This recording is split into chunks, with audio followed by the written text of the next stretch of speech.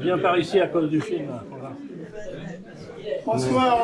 Bonsoir messieurs et mesdames. C'est d'abord très sympathique d'être venu malgré le temps qui est quand même un vrai temps cherbourgeois avec de la pluie et c'était pas évident de venir nous rejoindre ce soir. On est heureux de vous accueillir. La Société des sciences donc de Cherbourg va commémorer l'an prochain le bicentenaire de la naissance des Maneliers. Et tout au long de l'année, on va faire différentes manifestations. Donc il y aura des expositions, il y aura un dépôt de gerbes à Ardava, il y aura également des conférences. Et la conférence de ce soir est la conférence inaugurale pour en avant-première de ce qu'on a appelé le Canel, c'est-à-dire la commémoration de l'anniversaire du bicentenaire de la naissance des Maneliers. Donc Jacques Foss, professeur Jacques Foss, est notre directeur de la Société des sciences.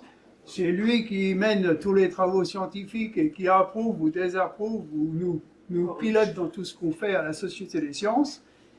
Et donc Jacques Foss a un panégyrique qui est assez élogieux.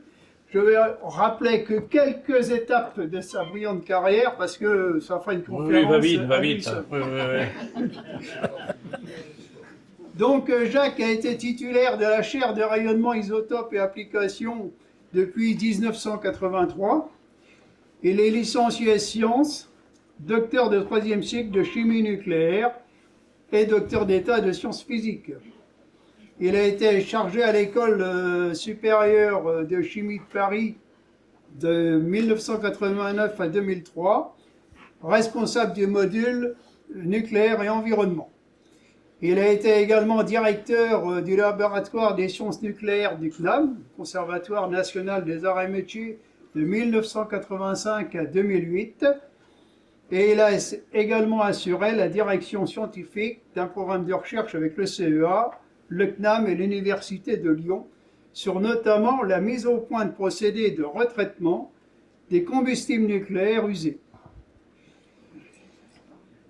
Il a été au Conservatoire national des arts et métiers, il a été membre de nombreuses commissions, je ne vais pas m'étendre là-dessus. Et il a été proposé par le gouvernement pour participer aux travaux de commissions interministérielles chargées d'élaborer le plan national santé-environnement. Et est également choisi par l'Académie royale des sciences de Suède pour formuler des propositions à l'attribution du prix Nobel de physique décerné en 1989 et 1998 et pour le Nobel de chimie de 1998. Alors, je vais m'arrêter là. Oui. Parce que ça va. Et je vais laisser Jacques vous présenter en avant-première le 19e siècle, autour des Maneliers, des sciences du 19e. C'est une conférence qu'il a préparée et qui représente un petit peu tout le cycle de conférences qu'on va développer au long de l'année 2026. Donc Jacques, je te laisse. Merci. Alors effectivement, comme dans un instant, vous voyez le titre, en fait ce 19e siècle a été le siècle des Lumières pour les sciences et techniques. Alors, vous retrouvez Emmanuel Liais à gauche, et puis Jules Verne que vous avez. Les dates sont à peu près les mêmes, assez curieusement.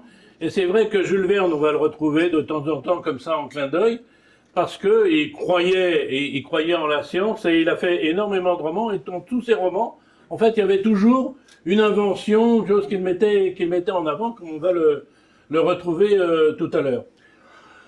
Il n'y a pas beaucoup de femmes dans ce siècle-là, mais il y en a quand même une qui est arrivée à la fin du siècle et qui va marquer toute la fin de ce siècle-là et tout le siècle suivant, évidemment, et qui marque encore, c'est Marie Curie, la seule scientifique, même encore aujourd'hui, à avoir eu 2 prix Nobel dans 2 disciplines de sciences expérimentales différentes, c'est-à-dire physique et chimie.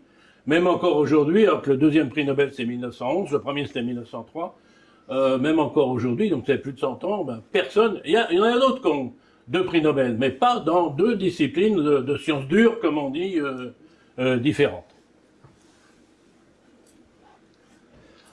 Alors, donc, 19e siècle, je l'ai dit, sciences et techniques, s'appuie sur les travaux de Lavoisier, comme vous savez, donc guillotiné à la Révolution. Il suffit qu'un député de l'époque dise la République n'a pas besoin de savants, et hop, voilà, donc c'était quand même une belle connerie, mais bon, voilà comment on perd la tête.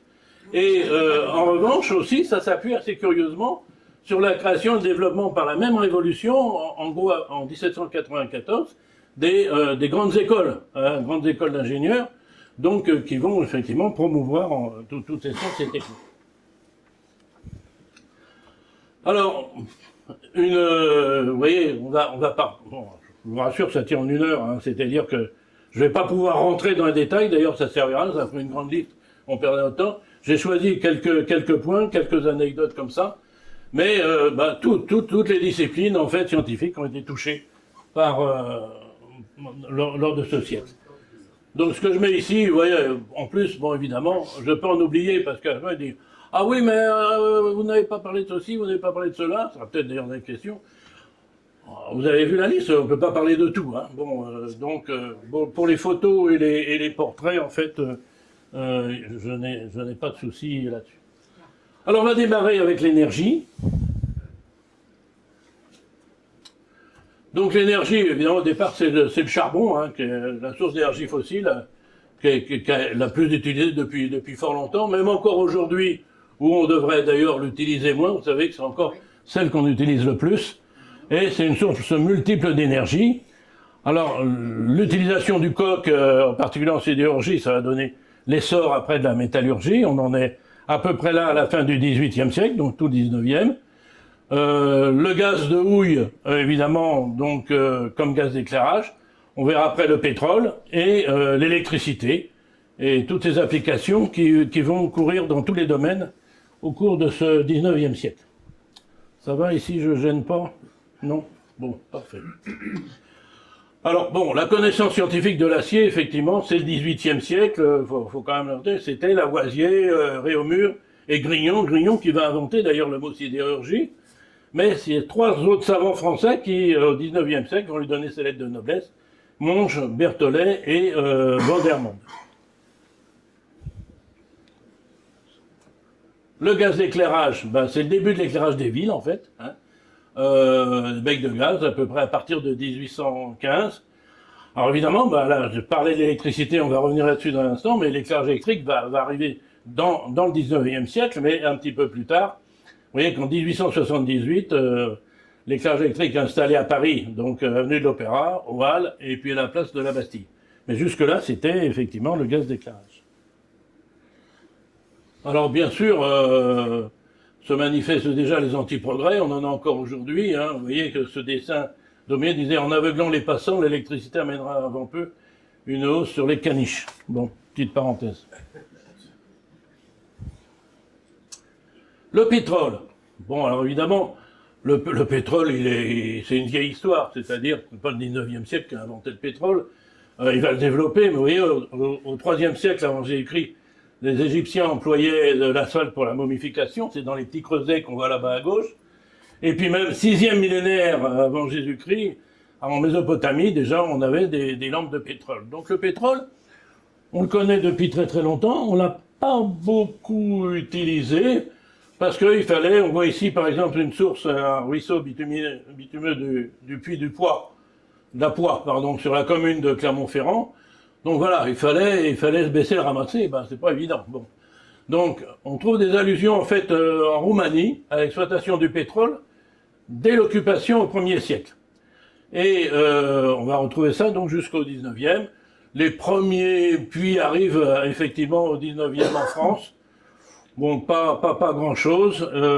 Dès la première année du 19e siècle, vous voyez, les puits atteignent quand même, on commence à creuser 35 mètres, on sera à 72 mètres en 1869. Le premier de Titusville dont je vous parlais tout à l'heure, c'était 23 mètres.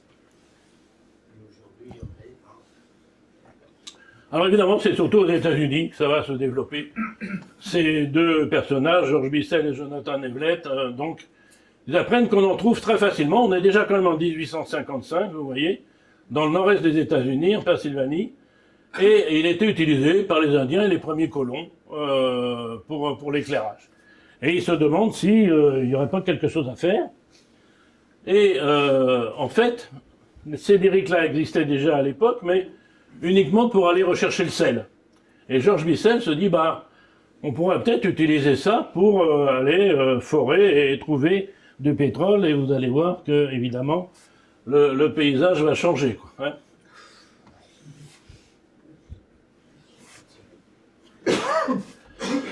Et c'est là qu'arrive donc Edwin Drake, qui se faisait appeler le colonel Drake, mais qui n'a jamais été colonel de sa vie. Et il est embauché, vous voyez, par la société qui a été créée par Bissell Evlett, donc comme prospecteur. Alors, gros avantage, il a été retraité des chemins de fer. Vous voyez quand même que quand il est embauché, là, il a 39 ans. Hein, donc, c'est pas d'aujourd'hui qu'on prend sa retraite de bonne heure dans les chemins de fer. Et il bénéficie aussi de la gratuité des transports. Donc tout ça, c'est deux phénomènes qui font que du coup, il l'embauche. Et alors, voilà le premier puits, Titusville, dont je vous parlais, 23 mètres, et il produit les premiers barils, donc américains. Les États-Unis en produisent 274 tonnes en 59. L'année précédente, c'était toujours la Roumanie, dont je vous ai parlé tout à l'heure, qui faisait 200 tonnes. On est par an, hein, là, hein, évidemment. Hein. Donc, c'est le début de l'or noir. En 62, on est 3 ans après, on est déjà à 400 000 tonnes, ce qui fait 3 millions de barils. 3 millions de barils pour l'année. Et pour vous donner une petite référence, aujourd'hui, la production mondiale, elle est de 96 millions de barils, mais chaque jour.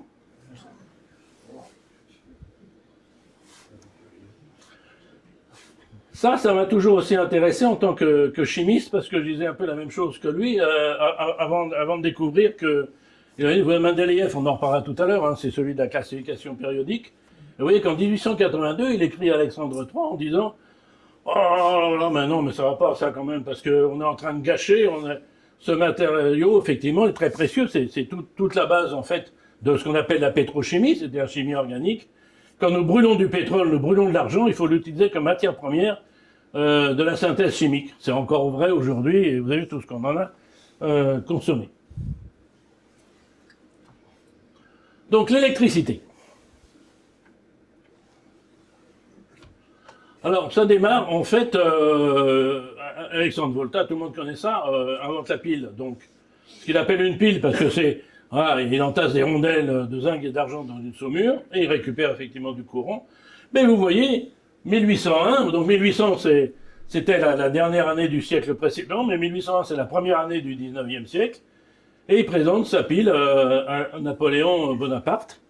Donc c'est le début donc de toutes ces applications, et tout est à découvrir dans ce domaine, et tout va être découvert. Alors je vous ai listé derrière un certain nombre d'inventions. Vous voyez, 1820, l'électromagnétisme, l'induction électromagnétique en 31. En 50, la bobine d'induction, qu'on retrouve donc, voilà, pour la première fois Jules Verne, dans le voyage au centre de la Terre. Générateur électrique, c'est-à-dire la dynamo gramme, donc en 1867. Moteur électrique, premier moteur électrique, 1873. Et l'ampoule électrique par Joseph Swan. Souvent, on lit que c'est Thomas Edison qui a inventé l'ampoule électrique. Je reparlerai de Thomas Edison plus tard. C'est faux. C'est pas lui, c'est un Danois qui s'appelait Joseph Swan. Il y a eu procès, et puis le procès a donné raison à Swan. Alors, ils n'ont pas été bêtes, c'est-à-dire que, bon, Thomas Edison, c'est vraiment l'homme d'affaires, le gars qui pouvait développer ça du moment que ça lui faisait de l'argent. Et Joseph Swan, c'était pas trop son truc, c'était plutôt le bricoleur, l'inventeur. Et ils se sont mis tous les deux, en fait, et ils ont créé une société tous les deux, c'est comme ça que ça s'est développé. Mais donc, vous voyez, l'ampoule électrique, là, voilà. Donc, les transports. Alors là, les transports, évidemment, donc il y a la route, l'automobile et le vélo, il y a la mer. Donc, les navires mus par la vapeur à roue à aube, puis à hélice. Les premiers sous-marins, le chemin de fer, et puis dans l'air, les dirigeables et le premier vol en avion. Vol français, évidemment, comme vous le savez. Alors, le premier véhicule automobile qui a été construit, vous le connaissez sans doute, c'est ce qu'on appelle le fardier de Cugnot. On est encore au XVIIIe siècle. En revanche, les premières applications, c'est pour suivre l'infanterie de Napoléon. Et donc là, on est déjà au 19e siècle. Alors on reprochait beaucoup à Sardier de ne pas dépasser 6 km/h. Mais c'était son cahier des charges. Il devait suivre l'infanterie. On mettait dessus toutes les charges pour libérer les soldats. Et donc, il ne fallait pas qu'il aille plus vite que, évidemment, 6 km/h. Le problème, on va le rencontrer encore tard, c'est que dès que vous avez effectivement ces machines à vapeur, c'est énorme. Et quand c'est des petits engins, quand c'est des gros, comme on va voir dans un instant, comme la locomotive, c'est pas un problème. Mais quand vous êtes sur des petits engins, évidemment, ça prend une place absolument énorme, surtout qu'il faut l'alimenter sans arrêt. Vous retrouverez ça donc au musée des Arts et Métiers. On parlait du conservatoire des Arts et Métiers tout à l'heure, où j'ai passé un certain nombre d'années, donc pour mon plus grand plaisir d'ailleurs. Et donc vous allez voir ça souvent, au musée des Arts et Métiers, vous allez voir souvent, parce qu'effectivement, on a une collection de tous ces objets de façon fantastique.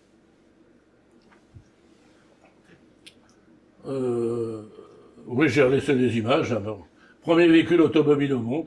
Mais évidemment, c'est ce que je vous disais, c'est surtout avec le moteur à combustion interne et non pas l'utilisation de la vapeur qu'on va pouvoir développer. Donc il va s'écouler pas mal de temps, ce qui va expliquer que le chemin de fer, dont je vais vous parler dans un instant, a pris évidemment son essor. Transport maritime, alors c'est pareil, les navires à voile on les connaît, mais là on va équiper en fait ces navires avec une machine.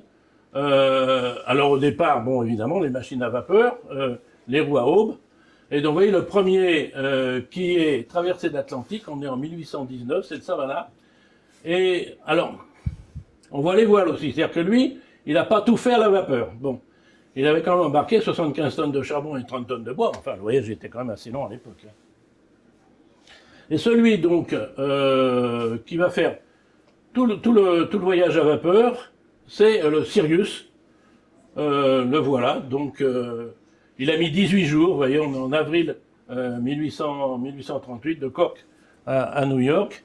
Et alors, ça a été assez terrible parce que sur la fin, vous voyez, il a fallu tout brûler. Donc même les morts, il y avait quand même on a tout scié, quoi, pour finir le voyage. Et dans le Tour du monde en 80 jours, voilà, nouveau Jules Verne, il parle justement de ces anecdotes. Alors bien plus tard, on va retrouver le Sirius, dans le trésor de Rackham le Rouge, voilà, au moment où Hergé arrive. Ah, ou Tintin, pardon, Hergé, c'est celui qui a écrit. Alors, sous-marin, donc 1800, on est encore au XVIIIe siècle, mais enfin c'est la limite. Donc la France construit un sous-marin, conçu par un Américain, d'ailleurs, qui était Robert Fulton, mais qui avait beaucoup aimé la France, ses idées, la Révolution, etc. Donc, et ce navire, vous voyez, il est capable donc de détruire. C'était le cas dans des essais qui ont été faits. Les photos que vous voyez, vous reconnaissez sans doute, on est à la Cité de la Mer. À une époque, on a eu... alors, en fait, ça marchait comment? Il se dirigeait comme un navire normal, avec ses voiles. Puis dès qu'il voyait qu'il s'approchait d'un navire auquel il ne voulait pas de bien, il rentrait les voiles, et à l'intérieur, vous aviez des gars qui pédalaient, qui faisaient tourner l'hélice, comme on le voit ici, voilà, et donc, sous la mer. Bon, pas très facile. Alors, le premier véritable sous-marin autonome, c'est le plongeur. On est encore en France, donc l'amiral Bourgeois et puis l'ingénieur Charles Brun. On est déjà en 1863. Ça, c'est une maquette du musée de la Marine. Et voilà apparaître Emmanuel Liais pour la première fois. Donc, alors je vais probablement vous étonner, parce que quand j'ai préparé ça, j'ai été étonné moi-même de voir les multiples facettes de cet homme. On connaît ici l'homme politique, en gros, le maire de Cherbourg, mais à côté de ça, vous voyez, donc 1889, sous-marin Le Goubet. Et donc c'était un ingénieur, et il était embêté parce qu'il disait on est tout le temps sous l'eau, tout ça, puis on ne sait pas trop où on se dirige, alors de temps en temps il faut qu'on remonte, coucou, on regarde où on est, etc., mais c'est quand même pas satisfaisant. Eh bien il en parle à Emmanuel Liais, vous l'avez dans la coupure de presse qui est là, et donc il dit voilà, c'est le périscope. Il n'y a qu'à mettre un périscope. Alors, c'est pas Emmanuel Liais qui a inventé le périscope, il est connu depuis longtemps. Mais c'est le premier à avoir dit à un ingénieur qui crée un sous-marin, dire, écoute, il n'y a qu'à mettre cet appareil, c'est un tube optique construit sur les indications de notre savant compatriote M. Emmanuel Liais. Le bateau étant immergé à 50 cm de profondeur, il suffit d'équipage puisse explorer l'horizon, peut faire dépasser légèrement la lentille supérieure, son coup d'œil jeté, l'équipage fait disparaître l'appareil et continue sa route, le bâtiment restant toujours invisible. C'est là un perfectionnement dont l'importance n'échappera pas à nos lecteurs, dit journaliste ici. Et il dit, j'ai personnellement expérimenté le tube optique, cet appareil à l'air de rien donne des résultats extraordinaires. Donc voilà, Emmanuel Liais, vous le voyez apparaître ici, on a encore ça ici. Monsieur Goubet, vous voyez, installe le tube optique de Monsieur Emmanuel Liais, le navire étant entièrement émergé, etc., etc. Donc dans ces deux journaux de l'époque, Le Monde Rissé et Le Phare de Manche, on est en février 1890. Voilà, quand même, c'est très intéressant et c'est pas fini comme vous allez le voir. Alors, suivront le gymnote et le morse, ici, donc lancé en 99, alors on est à la fin du siècle, là, vous voyez. Donc, il va faire toute sa carrière à Cherbourg, et c'est la première flottille, véritablement, de sous-marins de la Manche, jusqu'en 1910. Alors, bien sûr, il y a le Nautilus, hein, de Jules Verne, ça, voilà, bon, je ne pouvais pas ne pas le citer. Et puis alors, je vais faire un peu une entorse, mais voilà, il faut le faire. À ce que je viens de dire, au XXe siècle, quand même, je voulais qu'on ait une pensée ici, on est voilà, dans le Cotentin, en particulier dans la Hague. Donc, le Vendémiaire, donc on est en 1912, on n'est pas au XIXe siècle, mais bon. Avec ces 24 marins, donc à la croix du Vendémiaire, que vous connaissez probablement tous, avec le phare de Goury derrière. Voilà, donc je voulais qu'on ait quand même une pensée pour ces 24 marins. Alors, les transports ferroviaires. Alors, ça, bon, au départ, c'est une espèce de pari. Donc, en disant, qu'est-ce qu'on pourrait faire? Alors, est-ce qu'on ne pourrait pas mettre sur des rails, en fait, un véhicule à vapeur pour transporter le charbon? Donc, il y a un concours, vous voyez, à Rainil, et celui qui gagne le concours, on est en 1129, il est retenu pour motoriser la ligne de Manchester à Liverpool, ce qui était quand même un joli marché. Bon, alors l'eau, elle était effectivement contenue dans le tonneau de bois, l'arrière de la locomotive. Le charbon, bien sûr, il est là aussi, et oui. Pouvait tracter des wagonnets de mine ou bien des petites voitures de voyageurs, 30 voyageurs à 40 km/h. C'est qu'à l'époque, c'était une vitesse considérable, hein.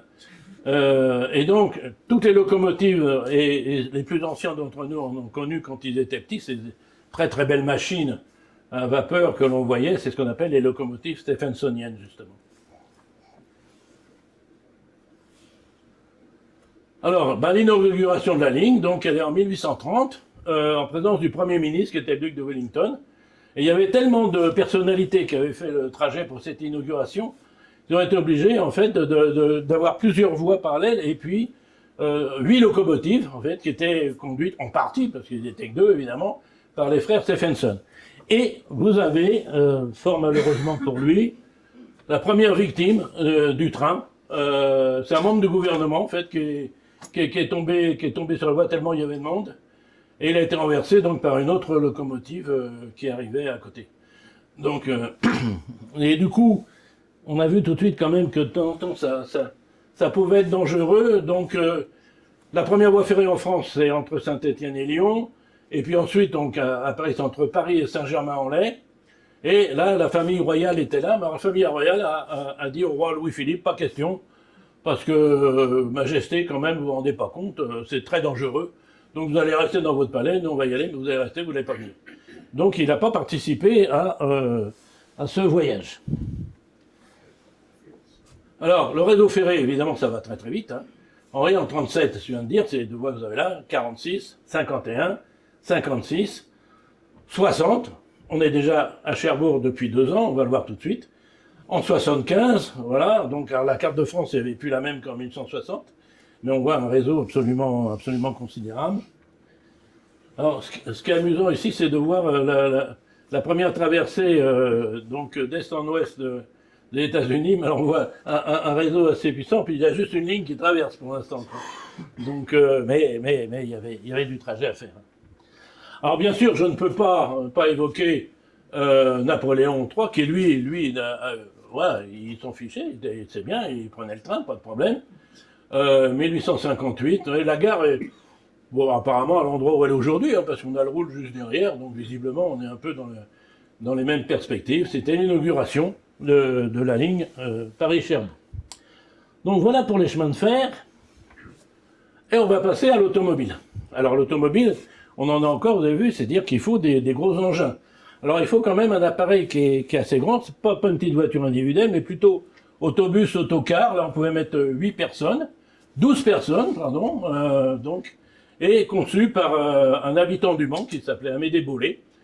Et il pouvait atteindre 40 km/h, effectivement, mais malgré tout, vous voyez, pour parcourir les 230 km entre le Mans et Paris, il a mis quand même 18 heures, bien qu'il ait obtenu 75 contraventions pour excès de vitesse, hein, parce que normalement, on n'a pas le droit d'aller plus vite que l'homme à pied.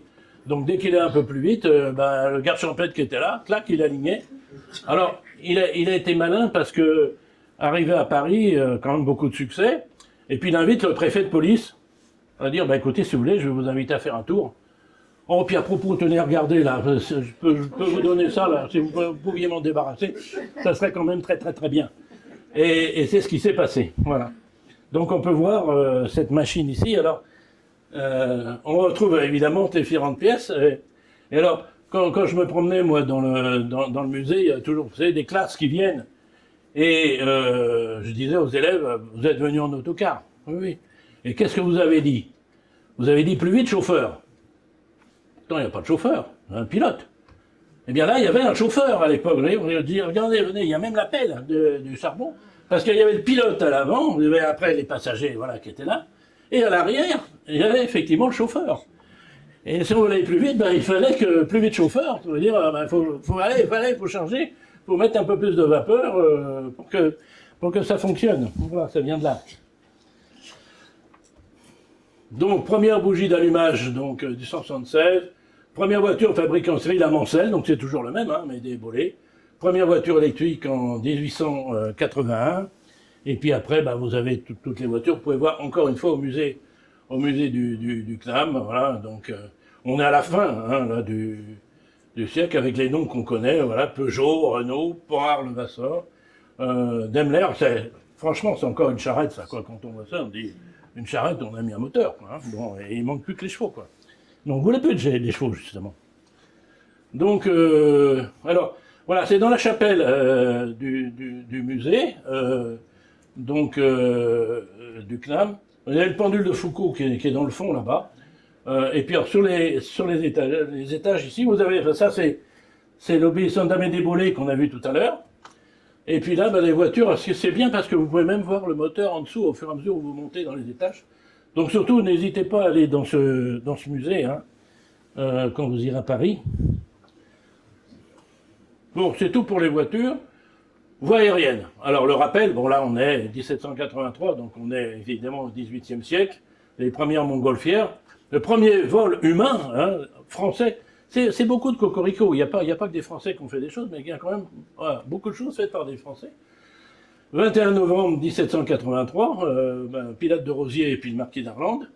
Et ce qu'on sait moins, c'est que dès l'année suivante, en fait, même 6 mois après, quasiment, hein, c'est une femme, première femme à voler, donc à Lyon. C'est Elisabeth Thible, avec un timbre qui lui a été consacré. Je ne sais pas bien quand, mais un joli timbre. Alors, on arrive, évidemment, à ces premiers aérostats, pareil, machine à vapeur encore, vous voyez, pour essayer de contrôler donc là où il veut aller, mais c'était pas terrible. Hein. Lui, il s'est un peu perdu. On est en 1852, Henri Giffard, et il va falloir attendre quand même un petit peu plus tard le France L, que vous voyez là, propulsé lui par un moteur électrique. Ça ne veut pas dire que c'était plus léger que la vapeur, hein, parce que c'était des accumulateurs très lourds quand même à l'époque. On est déjà en 84. Donc, et premier circuit fermé, ça veut dire que là, vous êtes capable effectivement de vous orienter complètement, de pouvoir revenir sur vos pas de 7 km. En 1873, on trouve Zeppelin, donc a déposé un brevet d'un aérostat à coque rigide. Alors, on a un peu critiqué ce pauvre Zeppelin, mais en fait, en disant qu'il avait piqué l'idée, en fait, à Carlos Alban, qui était un consul à Hambourg. Mais en réalité, quand on regarde les choses, effectivement, Carl Salman y avait pensé et tout, mais il lui a dit, allez, je vous donne mes plans, tout ça, parce que moi, j'en ferai rien. Donc, si vous voulez breveter et tout ça, allez-y, voilà, je vous les donne. Donc, en fait, bon, il a dû améliorer ça aussi, mais il n'y a pas eu de tricherie. Où l'on retrouve Emmanuel Liais, une deuxième fois. Alors ça aussi, ça va probablement aussi vous étonner, mais on a les écrits, hein, si vous venez au musée dans la bibliothèque des sciences, là, vous voyez, il a écrit, en fait, bon, on essayait au début de faire des avions, puis faire des mouvements d'ailes, si vous voulez, et puis ça marchait pas, hein, le truc s'écrasait, bon. Et il dit, mais non, voilà, il faut utiliser ce que font les oiseaux, vous voyez, quand ils planent, là, qu'est-ce qu'ils font? Ben, une grande surface, et on utilise la résistance de l'air. Et c'est ce qu'ils utilisent. Et donc, si vous prenez des grandes ailes, elles ne bougent pas, des grandes ailes, vous essayez de mettre un petit moteur derrière pour le pousser, alors bien que le fait qu'il pousse, eh ben, la résistance de l'air, la force de l'air va le faire décoller. Exactement ce qui s'est passé un petit peu plus tard, je vous raconterai dans un instant. Et puis, en même temps que Ponton d'Amécourt, en fait, et il imagine, vous voyez, un appareil, comme l'hélicoptère. L'hélicoptère, c'est le nom que m'a donné Ponton d'Amécourt, parce que l'hélicoptère, vous savez, c'est Léonard de Vinci qui a inventé l'hélice qui tourne. Sauf que si vous mettez qu'une seule hélice, ben vous avez tout le système qui tourne avec. Et l'idée d'Emmanuel Liais, c'est de dire, ben, il faut mettre une seconde hélice qui contrarie le mouvement de la première pour le bloc, de façon à le stabiliser. Ce qui se passe encore d'ailleurs aujourd'hui. Hein. Et Ponton d'Amécourt, en même temps, a la même idée. Et quand on en a discuté après, on dit, bon, il y en a un des deux qui a copié sur l'autre ou quoi? Alors, Ponton d'Amécourt lui-même a dit, parce que c'est lui qui avait fait le premier prototype, il dit non, de toute façon, à cette époque-là, Emmanuel Liais, il était au Brésil. Moi, j'étais en France, il n'y avait pas Internet, hein, donc il n'y avait pas de communication possible, vu qu'on a fait. On a donné ça, les idées en même temps, on a déposé en même temps les publications, et donc on ne se connaissait pas, il n'y a pas eu de concertation. Donc voilà, on a eu l'idée tous les deux en même temps. Et donc ben, on va retrouver Jules Verne avec Robur le Conquérant qui utilise donc l'hélicoptère dans ce roman. Et donc, ces réflexions, donc Clément Ader, voilà, premier homme au monde à avoir volé avec un appareil plus lourd que l'air. Ça, vous avez ça dans la coupole là, du musée des Arts et Métiers. Alors ça ressemble beaucoup à des ailes de chauve-souris, hein, mais peu importe. Hein. Donc c'était même pas la peine, il avait là aussi un moteur à vapeur pour faire tourner des hélices qui étaient en plume d'autruche, ça ne veut pas grand-chose. Mais non, le fait qu'il se mette dans le vent, il a décollé, hein, et voilà. Il a fait plusieurs dizaines de mètres. Donc, alors, le problème, évidemment, voilà, on voit une photo ici, c'est que les Américains disent, bon, le premier vol, c'est les frères Wright, même en français, en France, il y a des gens qui le croient. On est en 1903, hein, c'est-à-dire qu'on est 33 ans quand même après le vol de Clément Ader. En fait, ce qui s'est passé pour Clément Ader, c'est qu'il était sous contrat militaire. Et donc, secret militaire. Et moi, je suis victime de la même chose. Un de mes brevets, si vous voulez, est bloqué encore aujourd'hui. C'est-à-dire qu'un jour, j'ai été convoqué par le service secret, ils m'ont dit, va, Niet, oui, vous avez bien travaillé, c'est bien, c'est original, tout, mais c'est tellement original que ça devient secret défense, point final. Bon. Donc vous ne pouvez plus en parler, vous ne pouvez même pas dire ce sur quoi vous avez travaillé, sauf que le jour où quelqu'un ailleurs va vouloir breveter la même chose, hop, top, on dira hop, regardez là, non, voilà, en France, on a ce brevet de 2002 ou 2004, je sais plus, voilà, donc c'est nous. Et là, c'est pareil, c'est-à-dire que du coup, bah, les militaires ont ressorti en disant, ah, top, non, nous, ça a 33 ans que, alors évidemment, les Américains, ça leur a pas trop plu, quoi. Donc du coup, ils continuent à dire les frères Wright, mais non, les frères Wright, non, 33 ans après. Hein.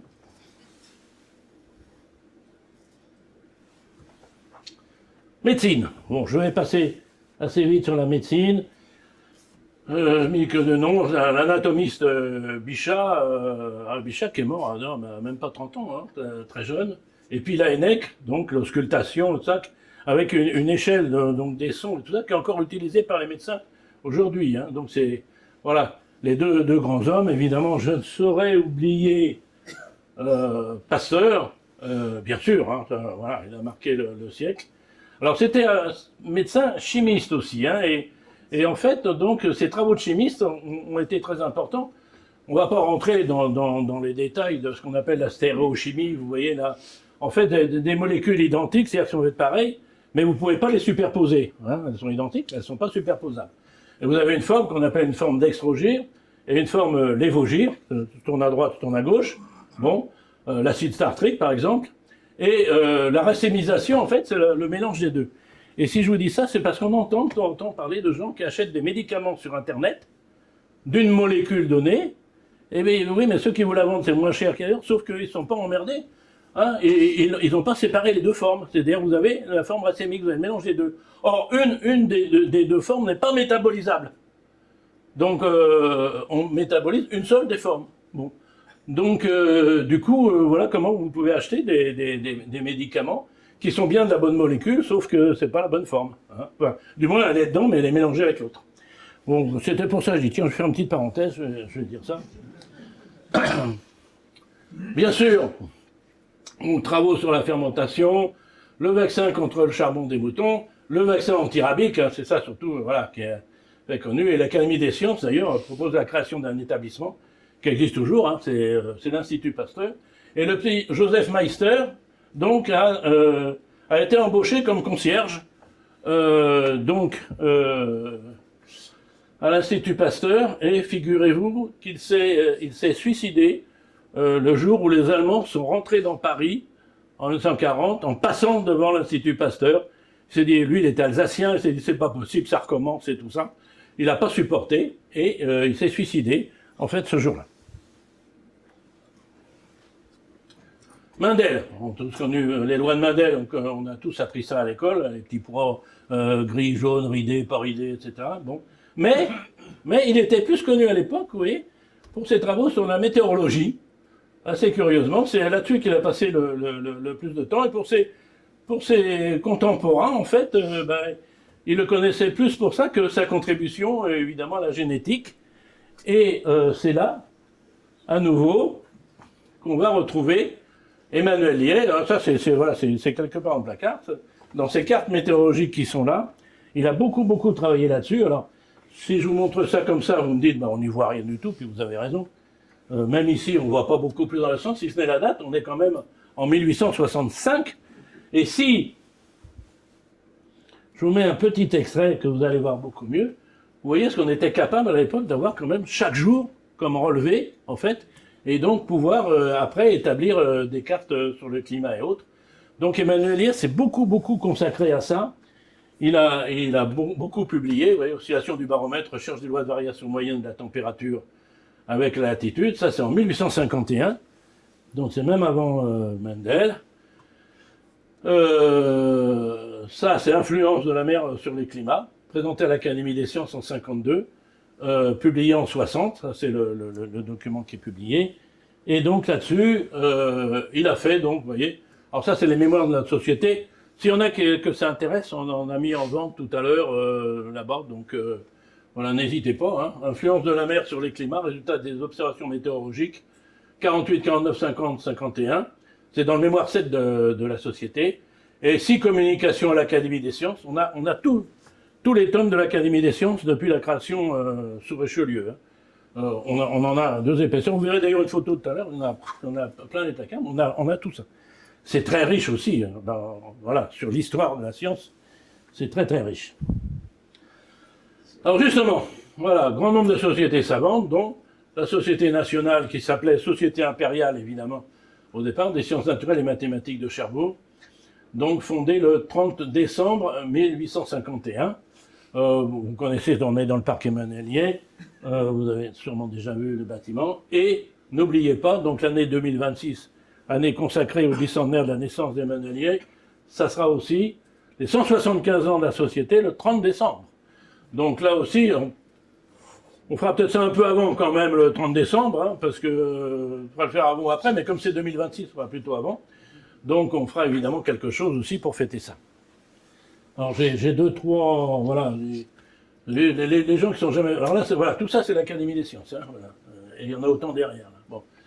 Et puis, vous avez des livres, enfin, il y a 80 000 ouvrages, hein, le fonds ancien, c'est 80 000 ouvrages. La mécanisation, voilà, c'est pareil, bon, on pourrait faire une conférence entière hein, là-dessus, j'ai pris juste quelques exemples, métier à tisser de jacquard, ça on connaît bien. L'une des premières locomobiles, c'est-à-dire en fait l'ancêtre du tracteur, hein, pour remplacer les chevaux. Quand on voit ces machines, on se dit quand même, vous voyez, regardez la presse rotative, à l'époque c'est quand même des jolies machines. Hein, bon, une moissonneuse-lieuse déjà à l'époque, 1875. Hein, donc voilà quelques exemples ici que je vous montre. Les sciences naturelles. Alors là aussi, bon, il y a beaucoup de choses à dire, beaucoup de botanique, zoologie, mycologie, archéologie, entomologie. En fait, comme on va le voir, on avait déjà beaucoup découvert d'espèces, évidemment, et même fichées, mais ça va être le siècle des classements. Alors, vous voyez, donc, voilà, le monde du vivant, le domaine, le règne, les embranchements, la classe, l'ordre, la famille, le genre et l'espèce. Voilà. Donc, ça, c'est ce qu'on appelle le règne de la taxinomie. Ça s'appelait avant taxonomie, mais au siècle dernier. Donc, voilà. On peut dire que au cours de ce siècle-là, tout ce qui a été publié, c'était pour essayer de classer, et évidemment, le grand personnage, ben, c'est Charles Darwin. Hein.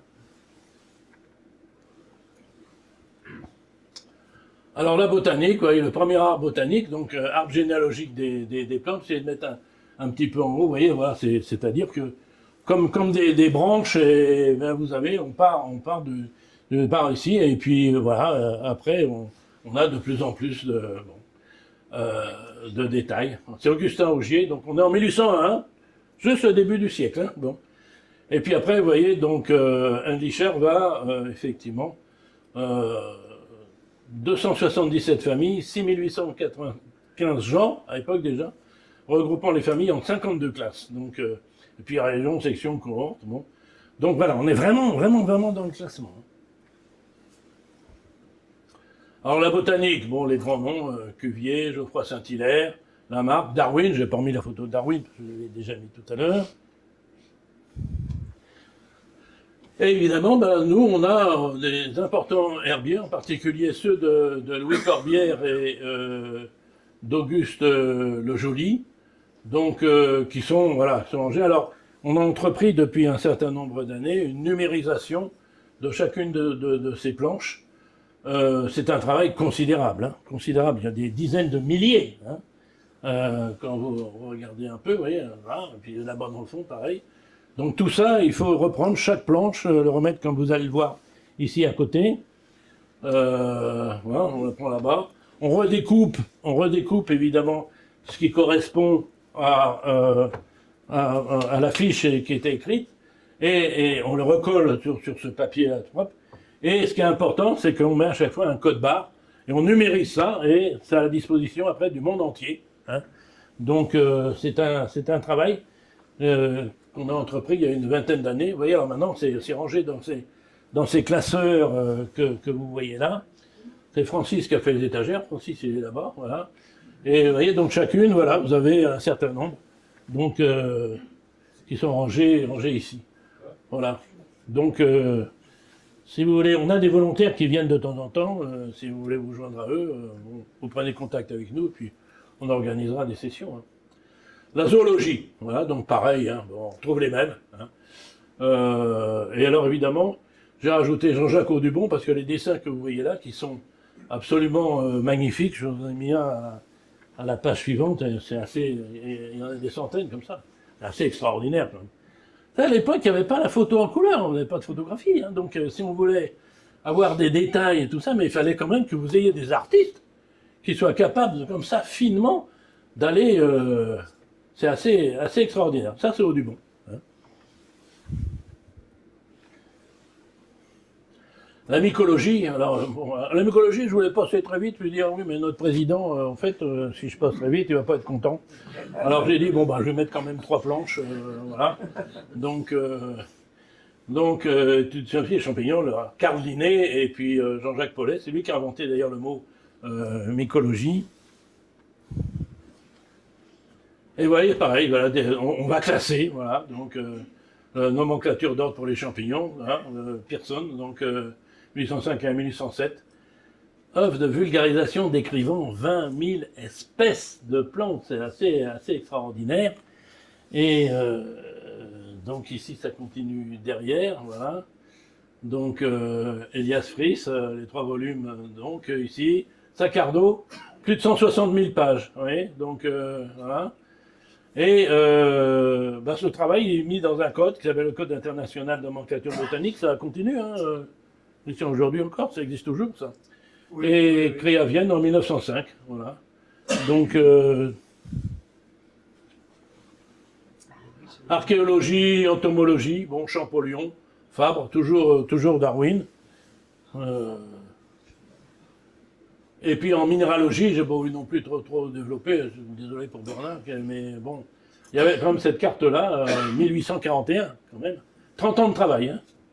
C'est une carte qu'on avait encore dans toutes les salles de classe, je ne sais pas maintenant, mais quand on était petit, c'est celle-là qu'il y avait le long des murs. Hein.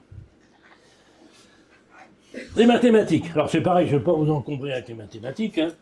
Hein. Simplement, vous avez tous les mathématiciens de ce siècle, et puis voilà, mécanique, physique, mathématiques, théorie des nombres, logique, géométrie, algèbre, probabilité, théorie des graphes, analyse réelle et complexe.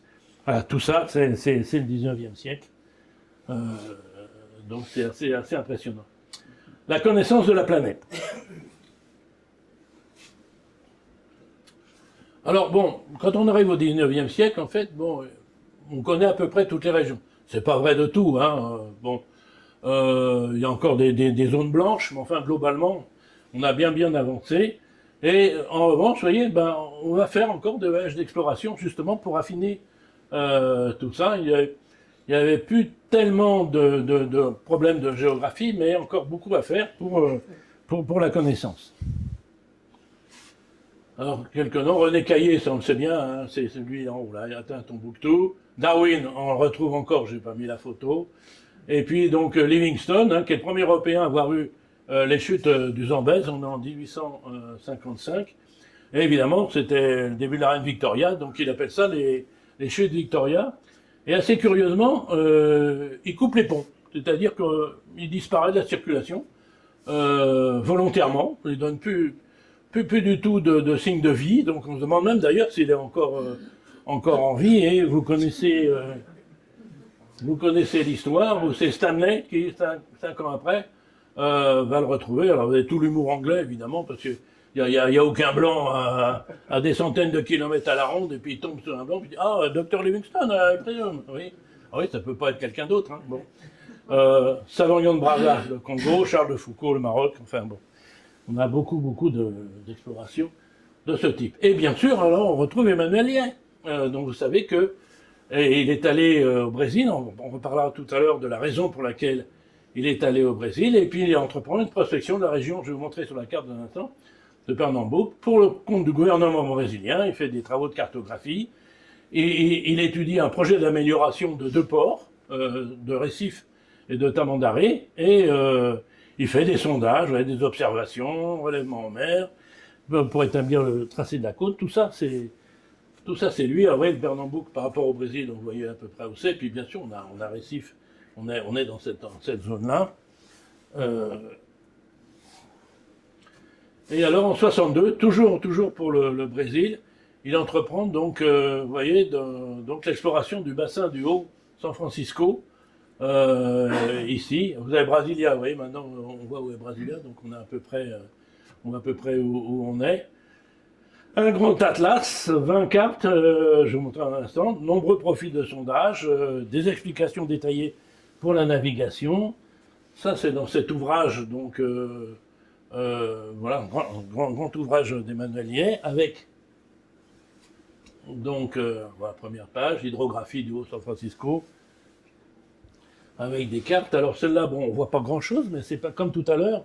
Si vous agrandissez, et c'est ça qui est intéressant, ce petit endroit-là, vous voyez déjà tout de suite tous les détails. Enfin, voilà, c'est des relevés quand même extraordinaires pour arriver après à pondre ça comme ça.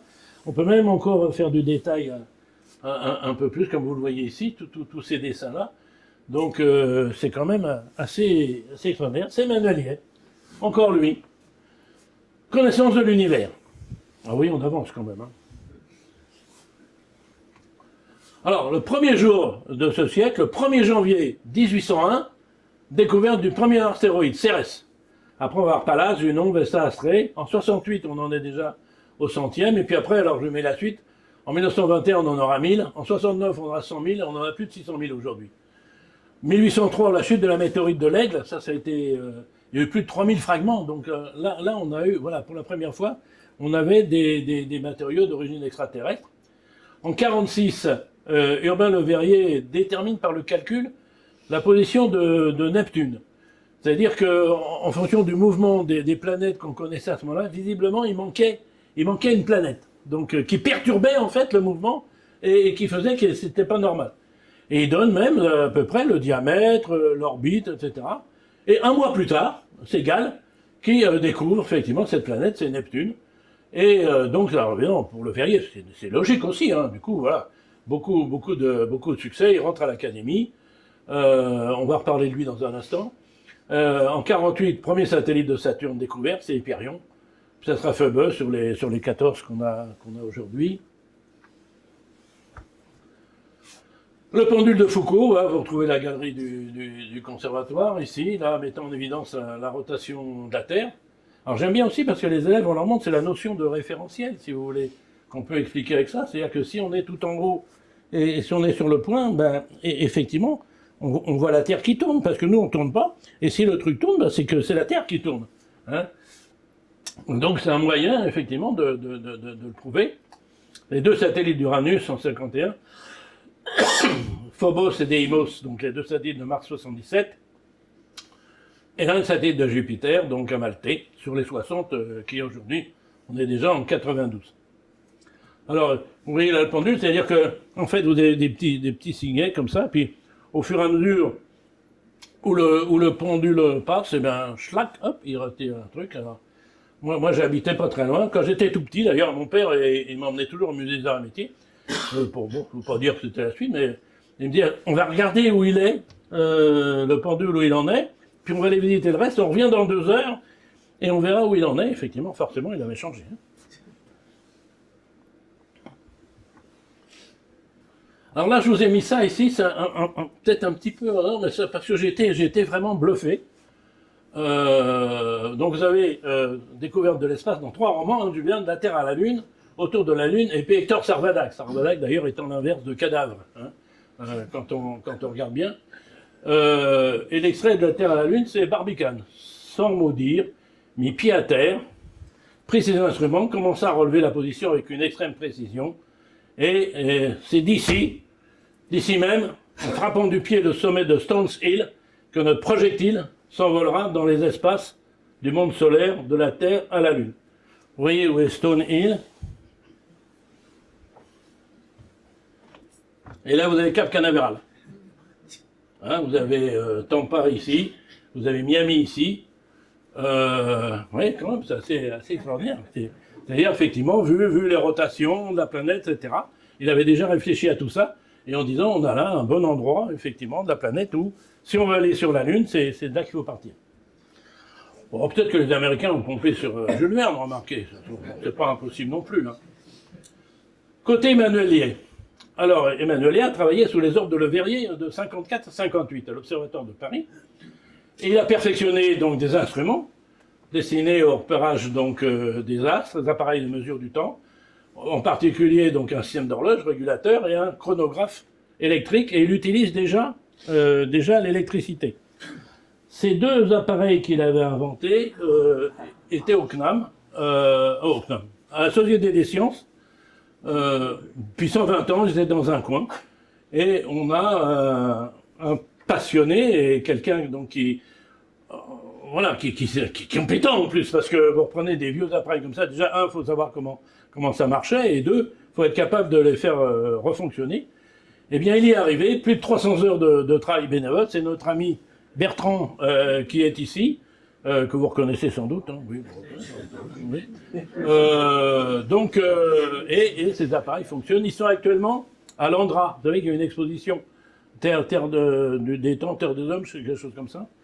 Et donc ils sont là-haut pour l'instant. Ils vont revenir à la Société des Sciences et ils seront exposés dans notre exposition de 2026, évidemment.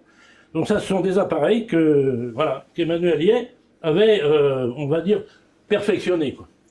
Mais vous voyez, il croit dès le début, substitution des électromoteurs aux machines à vapeur, c'est-à-dire qu'il croit tout de suite, vous voyez, on est en 1852, seulement. Déjà, il dit, bon voilà, l'avenir, c'est effectivement le moteur électrique et pas la vapeur. Alors, il était parti au Brésil, en fait, uniquement pour l'éclipse du Soleil de 7 septembre 1858. On pense que c'est d'ailleurs celle-là que, vous savez, Tintin, quand il est dans, qu'il est attaché là, à l'Indien, et puis il a lu dans le journal, je ne sais pas comment il a pu dans le journal, mais bref, il a lu dans le journal qu'il allait y avoir une éclipse. Et donc c'est à peu près à cette époque-là. Et donc il prend des photographies, et c'était quand même le début, hein. Et puis donc il envoie son mémoire, voilà, à l'Académie des sciences. Il a fait évidemment d'autres ouvrages sur en particulier l'espace céleste, qui est quand même son grand ouvrage, traité d'astronomie appliqué à la géographie et à la navigation, l'emploi des observations azimutales, enfin bon, voilà. Et puis il y a aussi l'affaire de la planète Vulcain. En 59, vous voyez, il y a un passionné d'astronomie, mais qui écrit Le Verrier, il dit le 26 mars 1959, j'ai observé, il s'est installé, c'est un médecin, mais il s'est installé un petit laboratoire, un petit observatoire, on va dire, une nouvelle planète entre le Soleil et Mercure, au début. Et donc, Le Verrier, il reprend ses calculs, il dit, ah bah oui, mais effectivement, là, il y a un truc qui cloche dans le mouvement des planètes, là. Ah bah si ça se trouve, il a vu une planète, effectivement, et il publie ça à l'Académie des sciences de janvier 60. Et là, vous voyez, il estime la période orbitale à 19 jours et 7 heures, à une distance moyenne de 21 millions de kilomètres du Soleil, en déduit un diamètre d'à peu près 2000 km et une masse 17 fois plus faible que celle de Mercure. Il y a même ce joli schéma, vous voyez, alors vous avez le Soleil, et puis vous avez Vulcain, parce que ça c'est au Congrès à Washington, donc Mercury, Vénus, etc. Bon, voilà. Eh bien, Emmanuel dit, moi ce jour-là j'ai rien vu, donc il n'y a rien. Voilà. Donc la planète n'explique pas, il dit, vous savez les petits trucs, hein, les petits mouvements, les petites perturbations, moi je vais vous les expliquer par les mathématiques. Et c'est costaud, hein, quand vous reprenez le livre d'Emmanuel Liais, c'est costaud en maths. C'est pas du tout. Alors évidemment, le Verrier est furieux, évidemment, il mobilise tous les astronomes en disant cherchez Vulcain, mais en personne, il n'y a pas de planète. Bon, pendant quelques décennies. Et c'est Einstein, en fait, qui, sur des calculs à peu près équivalents à ceux qu'avait fait Emmanuel Liais, qui va expliquer, par la relativité générale, pourquoi il y avait ce petit écart. Donc, les prédictions d'Emmanuel Liais par le calcul étaient donc exactes. Alors, malheureusement pour Emmanuel Liais, si vous voulez, il était déjà chevalier de la Légion d'honneur, et puis il y avait une promotion pour lui comme officier de la Légion d'honneur par l'Académie des sciences, sauf que, pour l'empereur, en fait, la politique des découvertes, etc., c'est Le Verrier qui avait raison. Donc, en fait, Vulcain était une planète reconnue par l'empereur. Et on lui donne à signer la promotion comme officier de la Légion d'honneur d'Emmanuel Liais, qui est l'individu qui ose dire que la planète n'existe pas. Donc il me contrarie, en fait. Et il n'a jamais signé. Hein. Bon, bien grave, remarquez, mais voilà, bon, quand même. Quoi. Et Emmanuel Liais aussi, bon, là, on va en terminer sur cette partie-là, donc, vous voyez. Donc, il a fait des études à partir du Soleil, il en a déduit la distance moyenne Soleil-Terre, 150 336 000 km. À l'époque, on disait c'est 140 millions. Vitesse de la lumière dans le vide, on disait dans l'espace à l'époque. 302 000. À l'époque, on était à 315 000, c'était Fizeau. Et aujourd'hui, vous voyez, on a la précision. Des distances moyennes, hein. 149 597 870. Donc on est quand même plus proche de ce que disait Emmanuel Liais. 299 792 pour les kilomètres par seconde pour la vitesse de la lumière, vous voyez qu'on est proche aussi. Alors ça, c'est Emmanuelier encore. Hein. Bon. Donc, on va en parler toute l'année 2026, hein, vous allez entendre parler d'Emmanuelier. Donc, effectivement, le gouvernement brésilien a proposé les fonctions de directeur de l'Observatoire de Rio de Janeiro et celle de président du Bureau de longitude qui va garder de 74 à 81 jusqu'à ce qu'il rentre en France. Et puis il va, ça va vous étonner, voilà, il équipe effectivement avec des appareils, et c'était l'observatoire le mieux équipé de toute l'Amérique du Sud. Ce sont les Américains du Nord qui le disent. Ils disent, si on doit aller faire quelque chose dans l'Amérique du Sud, il faut aller à Rio de Janeiro, il ne faut pas aller ailleurs, c'est pas la peine. La physique. Alors là aussi, on va passer assez vite, hein, la dilatation des gaz, Gay-Lussac, la thermodynamique, la loi de Joule, les lois de Joule, les travaux d'Avogadro, l'effet Doppler, les lois de Kirchhoff, ça c'est la première moitié, la conservation d'énergie, l'analyse spectrale, l'électromagnétisme, l'effet piézoélectrique par les deux frères Curie, rayon X, Röntgen, premier modèle de l'atome, des codes d'électrons, c'est Thomson, Becquerel, donc les rayons uraniques, voilà, c'est le début de la découverte de la radioactivité, Pierre et Marie Curie, les rayons gamma, Villa, on est la dernière année du 19e siècle, 1900. Donc tout ça est effectivement dans le siècle. Les communications, alors, l'invention de la photographie, premier cliché, donc par Joseph Nicéphore Niepce, qui a aussi inventé le moteur à combustion interne, ce qu'on sait moins. Et d'ailleurs, s'il a vendu à Daguerre ses procédés de photographie, c'est parce qu'il n'y croyait pas à la photographie. Pas plus d'ailleurs que les frères Lumière vont croire au cinéma. Hein. Pour eux, c'est une petite attraction de foire, c'est tout, hein, ça va pas plus loin. Hein. Bon. Et donc, voilà, premier cliché, pris de sa fenêtre, là, donc du côté de Chalon-sur-Saône. Donc le télégraphe, par Morse, la liaison télégraphique, l'expression universelle, le premier enregistrement de la voix humaine. Alors là aussi, bon, Thomas Edison, hein, on dit, voilà, la première fois qu'on a enregistré la voix humaine, c'est Mary Had a Little Lamb, donc c'est Thomas Edison, en 1877. Eh bien, c'est faux. Encore. Alors, il a inventé la chaise électrique, hein, Edison. La chaise électrique, c'est lui, ça, pas de problème. Mais là, non plus.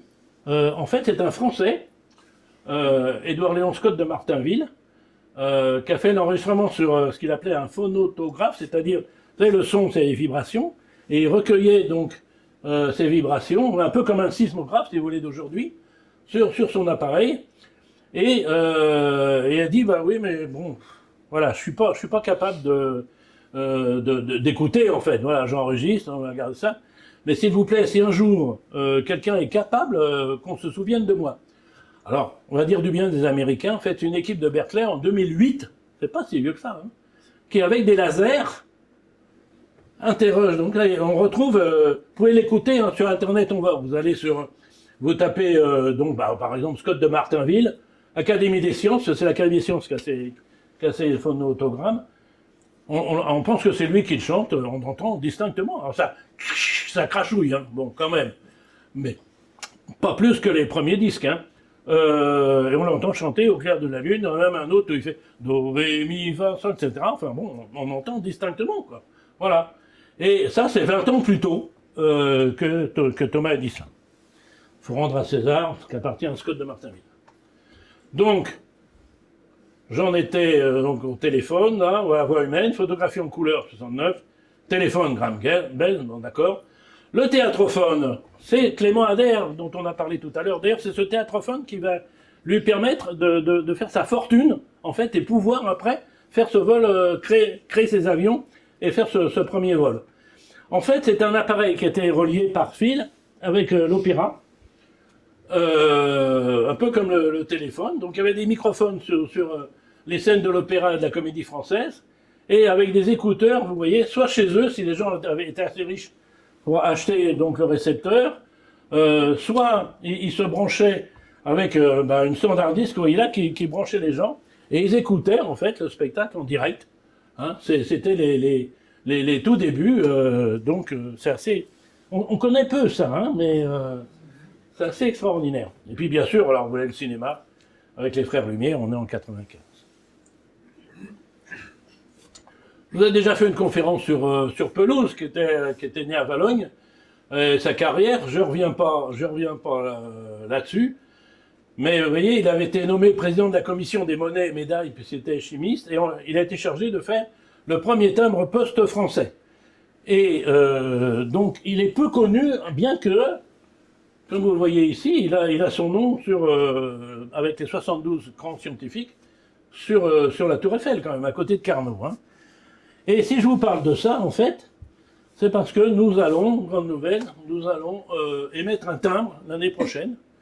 Emmanuel Liais, voilà, savant explorateur. Donc en février, en fait, il va y avoir une émission dans le premier jour à la Poste de Cherbourg, peut-être aussi dans les locaux de la société, ça c'est moins sûr. Donc, puis on pourra aussi d'ailleurs acheter des enveloppes, si on veut, pour envoyer après plus tard. Donc il y aura des cartes, et puis donc des enveloppes premier jour ou pas premier jour, qui seront à votre disposition. Alors s'il y en a qui sont intéressés, parce qu'on n'aura pas tant que ça, vous avez Philippe Legrancher, membre de la société, qui est chargé. Où est-ce qu'il est, Philippe? Là. Donc tout à l'heure, si vous pouvez donner votre nom, combien vous en voulez, 20, 30, 40. Donc, bon, on les vendra quasiment à prix coûtant, hein, mais on ne peut pas vous donner le prix aujourd'hui parce qu'il y a le prix, il y a le coût de l'enveloppe, il y a le coût du timbre, et il y a le coût du tampon, qu'il faut répartir évidemment sur l'ensemble. Donc, mais bon, ce sera pas, voilà, ce sera pas beaucoup plus cher. Alors, voilà, les planches. Les planches sont prêtes, elles sont là, vous voyez, tout est bien parti. On arrive après à la fin. Technique de construction. Il reste 2 rubriques. C'est un tout petit peu dépassé 1 heure, mais pas beaucoup. Donc, alors évidemment, les rivets, l'invention des rivets, c'était assez extraordinaire. Donc à l'époque, le béton armé par Joseph Monnier. Donc ça, vous avez les grands ouvrages, hein, le viaduc de Carabi, on connaît, la Tour Eiffel avec ses 2 500 000 rivets. Vous allez voir pourquoi dans un instant, je vais vous parler aussi de cet homme-là, entrepreneur de travaux publics. C'est le premier, en fait, à avoir fait des caissons à air comprimé. Et donc, il s'est établi une belle fortune avec ça. Le premier à couler, en fait, du béton dans la mer ou dans les fleuves pour faire des piliers de pont. Alors, il s'est inspiré des deux. Il y avait ceux-là, vous voyez ici, mais alors, il était complètement dans le fond, ils n'arrivaient plus à respirer, c'était assez extraordinaire. Alors, ceux-là, un peu pareil. Et lui, il a mixé les deux en disant, ben voilà, je vais envoyer de l'air comprimé pour chasser l'air vicié. Je vais faire c'est pas son schéma, lui, hein, mais après, un caisson de décompression, pour les ouvriers. Et donc, il s'est enrichi. Alors, il avait été employé, il avait 0 diplôme, hein, il n'avait rien. Hein, il avait été embauché comme un simple ouvrier, on va dire. Et il est monté comme ça, et il a terminé quand même comme président des ingénieurs de France. Alors qu'il n'a aucun diplôme. Vous voyez, quand même, les ingénieurs sont capables de reconnaître quand même quand quelqu'un a une valeur scientifique certaine. Et donc, si je vous en parle, c'est parce que il s'est porté à cœur du château de Nacqueville. La famille Arsan est toujours propriétaire du château de Nacqueville, que certains d'entre vous probablement connaissent. Et au départ, voilà, c'est Hildevert son prénom, hein, ce qui est pas banal. Hersan, oui, Hildevert Hersan. La chimie, alors c'est pareil, on ne va pas rester trop longtemps, mais je vais vous montrer quand même les progrès extraordinaires qui ont été faits. Alors il y a tout ça, hein, l'essor de la chimie organique, les débuts de développement de l'écriture de réaction chimique, la stéréochimie avec le carbone théâtrique, la chiralité, les éléments, la chimie catalytique et la chimie atomique et moléculaire, etc. J'ai fait d'ailleurs une conférence une fois ici donc sur Mendeleïev et la classification périodique, donc vous pouvez vous y référer. Vous avez aussi le mémoire 70 et le mémoire 69 et 70 qui sont consacrés à la chimie. Je crois d'ailleurs que je vous en dis un mot tout de suite à partir de là. Voilà, le mémoire 69 voilà, etc., avec Victor Grignard, bien sûr, qui était né à Cherbourg, le plus jeune prix Nobel, hein, à quelques mois avec Marie Curie sur le premier. Mais il n'en a eu qu'un, lui, mais bon, quand même, quoi. Et donc, bien sûr, voilà, Mendeleïev avec sa première classification. Alors, il fallait la lire dans l'autre sens, hein, par rapport à aujourd'hui. Et donc, vous retrouvez là tous les éléments, toute l'histoire et l'étymologie de tous les noms des éléments dans le mémoire 70. Alors, la classification, on l'a tous connu, hein. Bon, là, voilà. Ce qu'on connaissait à la fin du XVIIIe siècle, c'était seulement 29 éléments sur les 90 naturels. Donc, ce qui est rouge, si vous voulez, c'est artificiel aujourd'hui, recréé de façon artificielle sur notre planète un peu plus tard, jusqu'au 118 ici. Mais donc, ce qui est en jaune ou connu, les 29 connus, à la fin du XVIIIe siècle, ils sont là. Et vous voyez, donc 29, et à la fin 1900, donc, c'est quand même pas mal, hein, voilà. Donc, on a tout ça. 55, donc, on a découvert, qu'on ne sait que 29 avant. Et 8 ont été découverts par des Français, dont l'iode. Il faut savoir que la ville de Cherbourg a été le plus grand producteur-exportateur mondial d'iode pendant près de 25 ans, dans les années 1830, à peu près 1830-1850. Et alors, du coup, des naturels, il en manque plus beaucoup, hein, puisque, voilà. Donc, il en manquait plus que 6, et 2 sur les 6, vous avez là, vont être découverts par une Française et un Français. Le francium, la 87, c'est Marguerite Perret, et l'actinium, c'est André de Bierne. Donc, j'en ai pratiquement terminé. Pas oublier quand même que les Américains ont accepté, parce que ici, vous avez l'américium. Au début, le uranium, c'est Uranus, hein, qui découvre. Alors, après, les Américains découvrent les suivants, donc ils appellent Neptune et Pluton, parce que c'est pas. Puis ils disent, bon, on est bien bête, parce qu'on pourra se faire notre propre pub d'Américains quand même.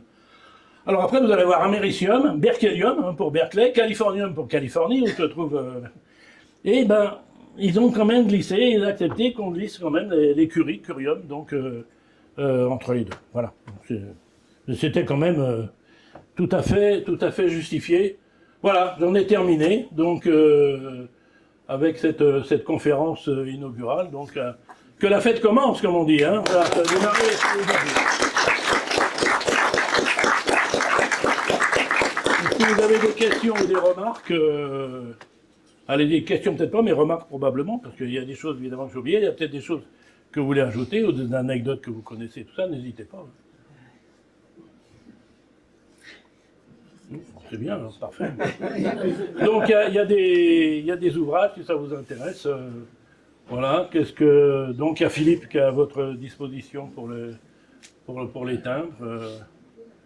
Donc encore, je remercie Bertrand, le travail c'est assez extraordinaire. 120 ans à rester sous la poussière comme ça dans un coin de la bibliothèque, et Bertrand il reprend ça. Un, il faut qu'il comprenne comment ça marche. Deux, avec l'IA aujourd'hui, il faut qu'il remonte tout le truc. Il y est arrivé. Hein. Donc voilà. Bon, je fais exprès parce que je sais qu'il a horreur qu'on dise du bien de lui. Alors je fais exprès. Juste une petite remarque. Oui. Les deux appareils ont repris vie. Oui. Après quelques centaines d'heures de travail. Ça a duré 1 heure, malheureusement. Oui, mais ils sont tombés en panne. Ça va repartir là. Ça va repartir. Ça va repartir. Oui, Bernard. Toutes ces recherches et ces remises en ordre de fichiers ou de connaissances anciennes, d'abord, est-ce que c'est original? C'est-à-dire, est-ce que personne d'autre dans le monde dispose de cette information? Et est-ce qu'elle est utile? De quoi ça, ce que je viens de dire? Ouais, tout le monde est au courant. Non, mais J'ai compilé simplement... Non, j'ai rien inventé là. Hein. les fichiers que vous aviez, les anciens fichiers que vous avez numérisés, Oui. Ah, pour les herbiers et alguiers. les herbiers, Oui, bien sûr. c'était original. Notre président va répondre. Oui, ou Francis, qui pilote, qui est l'archiviste de la société, et qui pilote la restauration des herbiers. Je pense que... voilà. Près de 40 000 plantes d'herbiers ont été numérisées et sont à la disposition de la communauté scientifique du monde entier. Mais elle n'avait pas cette information ailleurs. Ah non. Non. C'est une opération. Oui, vas-y. Il faut déjà commencer par une restauration qui va permettre la numérisation après, avec le code barre. Ça, c'est des étapes indispensables. Et là, c'est complètement original. Et c'est pas fini, on en a encore pour une génération ou deux. Hein. Ah oui, oui, oui. Non, ça passe vite le temps. Hein. Alors, ce qu'il faut dire, c'est que bon, Francis travaille avec un autre membre éminent de notre société qui s'appelle Marc. Marc Pignal, qui est ingénieur de recherche au Muséum d'histoire naturelle et qui a quand même beaucoup œuvré pour que toutes nos restaurations, nos planches soient mises en ligne sur un site du muséum. Alors actuellement, ça paraît un petit peu désuet, on ne connaît pas tout dans le détail, de restaurer des herbiers du 19e siècle, ce qui est du 20e, parce qu'il y a quand même Corbière qui a fait un travail énorme. Il faut savoir aujourd'hui que ça arrive quand même relativement souvent que des chercheurs nous demandent, ou demandent à Francis, d'envoyer les planches pour être étudiées.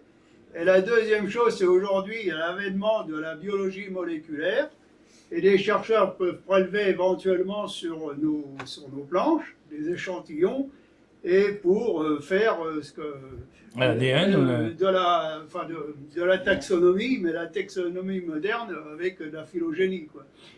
Et ça, c'est un travail de référence qui est absolument important pour toute la connaissance, et on revient sur Darwin, sur l'évolution, quoi. Tout à fait. Le gros intérêt de cette restauration et cette numérisation, c'est qu'on a une photographie de la biodiversité d'une période donnée. Hein. Voilà, ça c'est... Et on peut effectivement aller rechercher l'ADN, etc. C'est-à-dire, on voit tout l'intérêt, parce qu'à l'époque où nos amis chercheurs scientifiques là-dedans ont fait ça, on est dans les années 1850-60, on ne pouvait pas parler d'ADN, hein, bon, rien. Mais il n'empêche qu'ils ont collationné tout ça, mis de côté, dans les meilleures conditions pour les générations qui viennent. Et aujourd'hui, on est 175 ans bientôt après, on est bien content de trouver ça, parce qu'autrement, il n'y aurait rien, quoi, hein. Donc, voilà, ça c'est...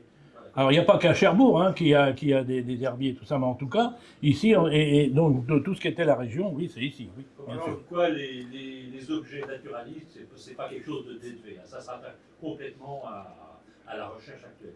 Alors, on est aussi propriétaire d'un alguier de référence, parce que les alguiers, ça court pas les rues, et l'alguier de Cherbourg qui a été fait par Le Joly, mais pas exclusivement.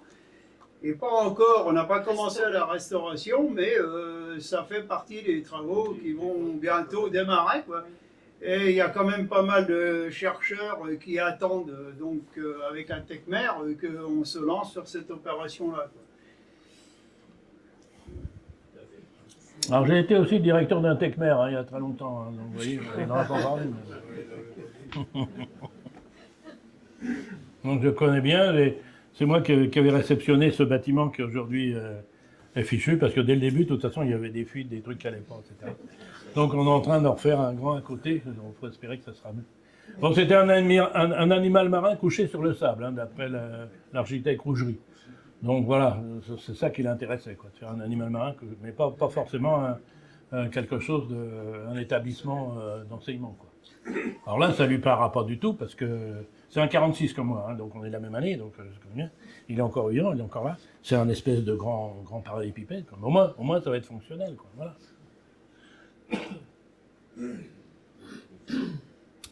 Bon, si vous n'avez pas d'autres questions. Donc, vous serez tenu au courant, évidemment, grâce à la presse, qui est là d'ailleurs, des prochaines manifestations, que ce soit des conférences ou autre chose, en particulier, donc le premier jour pour l'enveloppe hein, et son timbre, et puis donc d'autres manifestations aussi.